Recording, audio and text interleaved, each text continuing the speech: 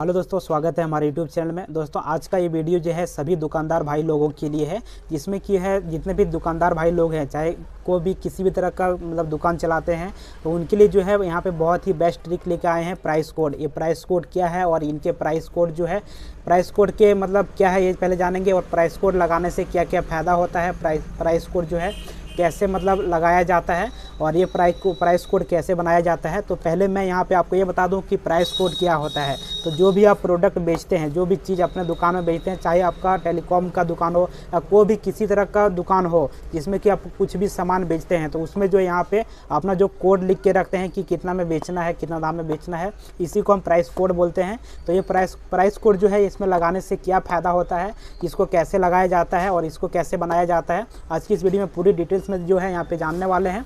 तो सबसे पहले यहाँ पे ये जानते हैं कि प्राइस कोड बनाने से क्या फ़ायदा होता है। तो प्राइस कोड बनाने से ये फ़ायदा होता है कि जब भी कस्टमर आते हैं तो कस्टमर को जो है कितना में बेचना है वो उसको डील करने में काफ़ी जो है इसमें इजी होता है। क्योंकि जो यहाँ पे मान के चलिए, जैसे कि मेरे यहाँ पे इसमें देखिए लिखा हुआ है कोड, एक कोड नीचे लिखा हुआ है, एक कोड ऊपर लिखा हुआ है। तो हमें यहाँ पे जो है नीचे जो लिखा हुआ है कोड, वो मेरा कितना खरीदारी पड़ा है उसका कोड लिख के रखे हैं, और ऊपर में कितना बेचना है वो यहाँ पे लिख के रखे हैं। यही अगर हम यहाँ पे कोड नहीं लिखते हैं, डायरेक्ट लिख देते हैं, मान के चलिए 200 रुपये है तो 200 रुपये डायरेक्ट लिख देंगे, तो डायरेक्ट लिखा हुआ रहेगा। तो फिर कस्टमर को, जब कस्टमर आएगा तो कस्टमर के सामने में उसको हम दाम बताएंगे कि ये 200 रुपये का है, तो कस्टमर जो है वो देना नहीं चाहता है। क्योंकि कोई ऐसा कस्टमर रहता है कि कितना भी दाम बता दें, मान के चलिए 200 रुपये का कोई चीज़ खरीदारी है, उसको हम 150 भी बता देंगे, फिर भी वो चाहेगा कि और कम में मिले, उसको संतुष्टि नहीं होता है कि एक जितना दाम बताएं उसमें कुछ बार्गेनिंग नहीं हुआ। वो कस्टमर को मानना होता है कि इसमें जितना दाम आप बता रहे हैं उतना ही दाम आप ले रहे हैं, कुछ इसमें कम नहीं कर रहे हैं, कुछ बार्गेनिंग नहीं कर रहे हैं। तो इस तरह से जो है को कस्टमर जो है ज़्यादातर जो है इस तरह से प्रॉब्लम आता है। को कस्टमर नहीं करता है, लेकिन बाकी जितना भी ज़्यादातर जो कस्टमर होते हैं, जो कि 80% जो कस्टमर होते हैं, कुछ इस तरह से बार्गेनिंग करने लगते हैं। तो जब इस तरह से आप कोड इसमें लिख के रखेंगे तो कस्टमर को जो है दिखेगा, कस्टमर के सामने आप देख के भी बोलेंगे तो उसको पता नहीं चलेगा कि इसका खरीदारी कितना है, ये अपना बेनिफिट कितना रख के बोल रहा है, या फिर फ़ायदा में को ले रहा है कि नहीं ले रहा है, वो सब जो है उसको पता कुछ भी जो है इसमें समझ में नहीं आने वाला। ये जो कोड है ये सिर्फ और सिर्फ आप ही को समझ में आएगा, आपके अलावा किसी और को जो है समझ में नहीं आएगा। तो दोस्तों यहाँ पे जो है इस तरह का जो कोड लगा देने से ये होता है कि कस्टमर दुकान में तो बहुत तरह के कस्टमर आते हैं। कोई बार्गेनिंग करने वाला आता है, कोई नहीं आता है, कोई अपना भी आदमी आ जाता है। तो वहाँ पे जो जैसा कस्टमर आएगा, जैसे कोई ज़्यादा बार्गेनिंग करने वाला है तो उसको यहाँ पे आप इस तरह से कोड लिख के रखेंगे, तो उसको बढ़ा के भी बोल सकते हैं, या फिर कोई अपना आदमी रहेगा तो उसको कम भी बोल सकते हैं। यानी कि आप कस्टमर को जैसा देखेंगे कि सामने वाला कस्टमर किस तरह का है, बिल्कुल उसी के तरह जो है उसको देख के आप अपना हिसाब से, अपना तरीका से उसको जो है ये जो दाम है, जो भी प्रोडक्ट का है उसको दाम आप अपना तरफ से बता सकते हैं। इससे जो है प्राइस कोड लगाने से ये फ़ायदा होता है।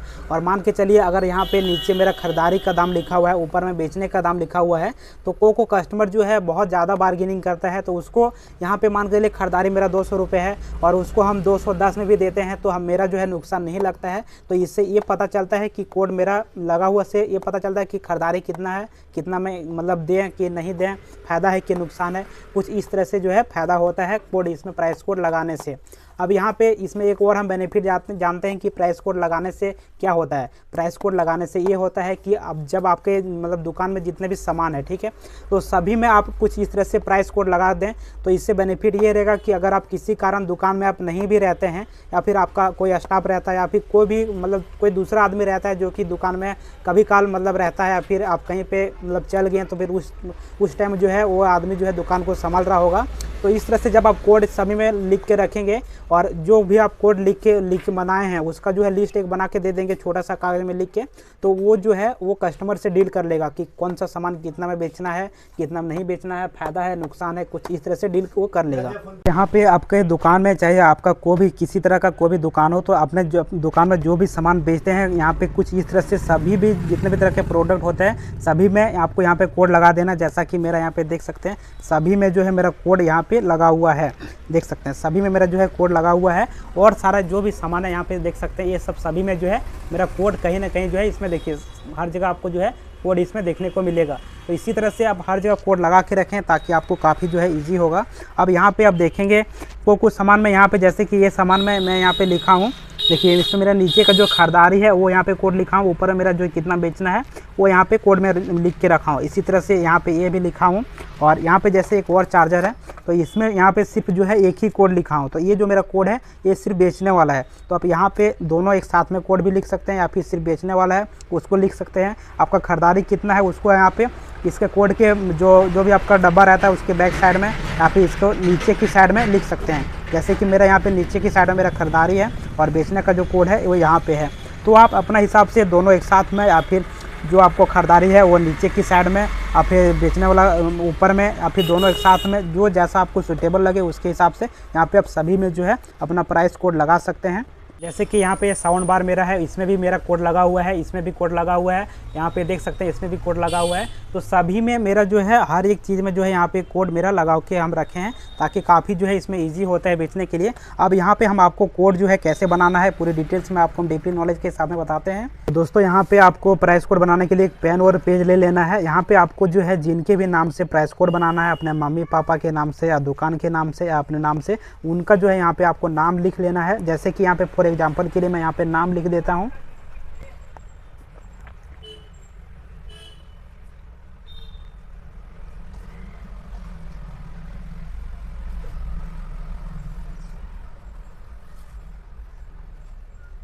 जैसे कि यहाँ पे मैं एक नाम लिख दिया हूँ, प्लीज़ सब्सक्राइब, ठीक है। तो यहाँ पे इधर से आपको स्टार्टिंग करना है पी के, यहाँ पे इधर से आपका जो इधर स्टार्टिंग रहेगा जो भी नाम, इधर से आपको जो है यहाँ पे नंबर 1 से लेके 0 तक बैठाना है। जैसे कि यहाँ पे बैठा देते, मैं यहाँ पे 1 कर देता हूँ, यहाँ पे जो है 2 कर देता हूँ, यहाँ पे 3 कर देता हूँ, यहाँ पे 4 कर देता हूँ, यहाँ पे 5 कर देता हूँ। अब यहाँ पे देखिए ई मेरा यहाँ पे है और ये मेरा पहले से बन चुका है, इसलिए यहाँ पे ई को हम छोड़ देंगे। फिर यहाँ पे आएंगे तो यस है, यस भी मेरा पहले से बन चुका है जिसको भी छोड़ देंगे। यू है, यू मेरा पहले से नहीं बनल है तो यहाँ पे जो है 5 के बाद यहाँ पे आपको 6 करना है। बी मेरा पहले से नहीं है, अब यहाँ पे इसको जो है 7 करना है। यस मेरा पहले से है, इसको छोड़ देंगे। ये मेरा सी जो है पहले से नहीं है तो यहाँ पे आपको 8 करना है। 9 मेरा जो है यहाँ पे 9 होगा क्योंकि आर जो है मेरा पहले से नहीं है। फिर यहाँ पे आई है तो यहाँ के जो है आपको 0 करना है। तो यहाँ पे देख सकते हैं मेरा जो है 1 से लेके 0 तक जो है मेरा मतलब नंबर का जो है कोड बन गया। अब यहाँ पे इसमें हम आपको लिख देते हैं। जैसे कि यहाँ पे मान के चलिए इसमें जैसे यहाँ पी है तो पी का मतलब हो गया 1 और यहाँ पे एल है तो एल का मतलब हो गया 2। मेरा यहाँ पे ई है, ई का मतलब हो गया 3। मेरा ये है तो ये का मतलब हो गया 4। यस है तो यस का मतलब हो गया 5। यहाँ पे यू है, यू का मतलब हो गया 6। मेरा यहाँ पे बी है, बी का मतलब हो गया 7। मेरा सी है, सी का मतलब हो गया 8 और आर है, आर का मतलब हो गया 9 और आई है, आई का मतलब हो गया 0। तो यहाँ पे देख सकते हैं मेरा 1 से लेके 0 तक जो है मेरा कोड बन गया है। जैसे कि ए का मतलब हो गया 4, पी का मतलब 1, एल का मतलब 2, इस तरह से करके जो है मेरा 0 तक का जो है कोड बन गया। अब यही जो है आपको अगर मान के चलिए 100 के अंदर है तो इसमें आपको यूज हो जाएगा, अगर ज़्यादा है तो उसको भी यहाँ पे बना सकते हैं। जैसे कि यहाँ पे हम लिखते हैं 245, ठीक है, 245। तो यहाँ पे इसका कोड अगर हम बनाएंगे तो कोड क्या होगा, यहाँ 2 है तो 2 का मतलब कौन हो गया, एल हो गया। 4 है, 4 का मतलब कौन हो गया, ए हो गया।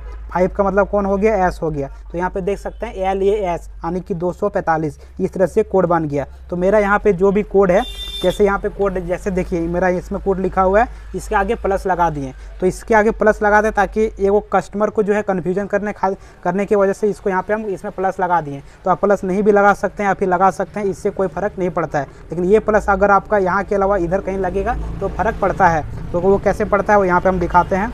तो एक और हम कोड इसमें बना के दिखाते हैं, मान के चलिए 795, ठीक है। तो 7 कहाँ पे है, 7 यहाँ पे है बी, तो यहाँ पे हम बी लिखेंगे। 9 मेरा कहाँ है, यहाँ पे है आर, तो आर लिखेंगे। और यहाँ पे है 5 मीन्स यस, तो यहाँ पे देख सकते हैं बी आर एस यानी कि 795 मेरा यहाँ पे ये कोड हो गया। अब इसको यहाँ पे कन्फ्यूजन करने के लिए प्लस यहाँ पे दे सकते हैं, लेकिन ये प्लस अगर यहाँ पे कहीं पे यहाँ पे देंगे तो इसको जो है आपका कुछ अलग वैल्यू रहेगा। जैसे कि यहाँ पे हम आपको दिखाते हैं, ये 795 है तो यहाँ पे हम 700 इसको 99 कर देते हैं। तो यहाँ पे देखिए इसको हम प्लस दे दिए, ये तो कोई मतलब नहीं है। तो यहाँ पे 7 की जगह यहाँ पे हम बी लिखते हैं और 9 की जगह हम यहाँ पे लिखते हैं आर, ठीक है। और यहाँ पे भी मतलब 9 है तो यहाँ पे आप यहाँ पे आर लिख सकते हैं या फिर यहाँ पे इसको कुछ इस तरह से भी लिख सकते हैं। जैसे देखिए बी यहाँ पे लिख दिए, आर लिख दिए और ये प्लस का मतलब ये है कि यहाँ पे जहाँ पे हम प्लस लिख रहे हैं इसके सामने भी सेम कोड है, इसलिए यहाँ पे प्लस लिख रहे हैं। तो इस तरह से भी आप अपना कोड बना सकते हैं। जैसे कि हम यहाँ पे आपको एग्जांपल के लिए इसमें दिखा देते हैं जो हम इसमें कोड बनाए हैं। जैसे देखिए यहाँ पे आप एग्जांपल के लिए समझ सकते हैं, मेरा जो है यहाँ पे लिखा है u प्लस वो, तो यहाँ पे यानी कि मेरा यहाँ पे u है मतलब 2 है और यहाँ पे फिर प्लस है, तो प्लस के आगे कौन है u है, तो यहाँ पर भी जो है यानी कि u ही हुआ, तो यानी कि 2 2 यहाँ पे मेरा o है, तो o का मतलब मेरा का जो कोड है वो 0 है, तो यानी कि 220 हो गया। तो इसी तरह से आप यहाँ पर भी बना सकते हैं। यहाँ पे मान के चलिए एक और हम कोड बनाते हैं, जैसे बनाते हैं 500, ठीक है। तो 500 का यहाँ पे 5 का यहाँ पे हम यस लिखेंगे और यहाँ पे मेरा जो है यहाँ पे वो है, तो ये वो का यहाँ पे हम आई लिखेंगे, यहाँ पे भी वो है, यहाँ पे भी मतलब 0 है, तो यहाँ पे हम प्लस दे देंगे। तो इससे हमें ये चल जाएगा कि एस आई प्लस यानी कि 500 रुपये। तो कुछ इस तरह से कोड बना सकते हैं। अब यहाँ पे बारी आती है कि कोई ज़्यादा मतलब बड़ा अमाउंट का रहेगा, जैसे कि मान के चलिए इसमें मतलब बड़ा अमाउंट, जैसे कि मान के चलिए 45,540, ठीक है। तो यहाँ पे मान के चलिए इतना बड़ा कोड रहा, जैसे 45,540, तो इसका कोड कैसे बनाएंगे, तो यहाँ प्लस ऐसे ही आप दे सकते हैं। यहाँ मेरा 4, यहाँ पे 4 का मतलब क्या है, तो ये लिखेंगे। मेरा 5 का मतलब क्या है, यस है, तो यहाँ पर भी मेरा जो है फिर से यहाँ पे मेरा मतलब 5 है, तो यहाँ पे हम प्लस दे देंगे। यहाँ पे मेरा 4 है, तो यहाँ पे हम वो दे देंगे, और यहाँ पे मतलब 4 है तो यहाँ पे ये दे देंगे, तो मेरा ये 4 हो गया। 0 का है तो यहाँ पे हम आई दे देंगे। तो कुछ इस तरह से जो है आप कोड बना सकते हैं।